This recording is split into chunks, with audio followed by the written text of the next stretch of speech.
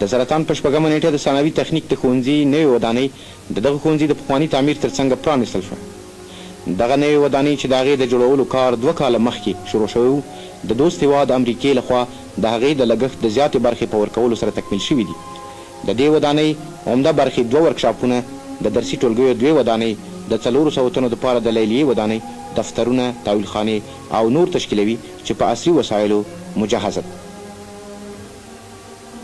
د ثانوي تخنیک مدیر د پرانیستلو په محفل کې وویل دغې مؤسسې له 1330 کال راهیسې په مختلفو تخنیکي څانګو کې څه د پاسه 1000 تنه روزلي دي. د امریکې د بینالمللي انکشاف د ادارې عامر ښاغلي مکلور وویل د تخنیک د ښوونځي دپاره د دې عصري مؤسسې ودانول څرګندوي چې د افغانستان حکومت په ملي انکشاف کې معارف ته ډېر اهمیت ورکوي.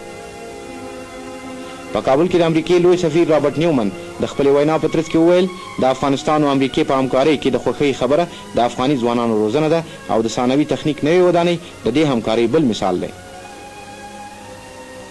د صدارت عظما لومړي معاون د پوهنې وزیر ډاکټر علي احمد پوپل په خپله وینا کې د هیواد د تخنیکي اړتیاو او د هغو د لرې کولو د لارو په هکله د یو لړ توضیحاتو په ترڅ کې هیله څرګنده کړه چې دغه مؤسسه په هیواد کې د تخنیکي تعلیماتو د ترقۍ لوی مرکز وګرځي.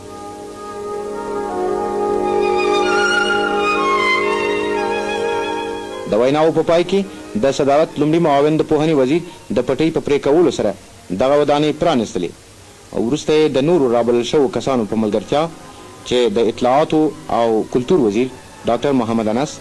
د ولسي جرګې او د مشرانو د جرګې د فرهنګي چارو د کمیسیونونو یو شمېر غړي وکیلان او سناتوران،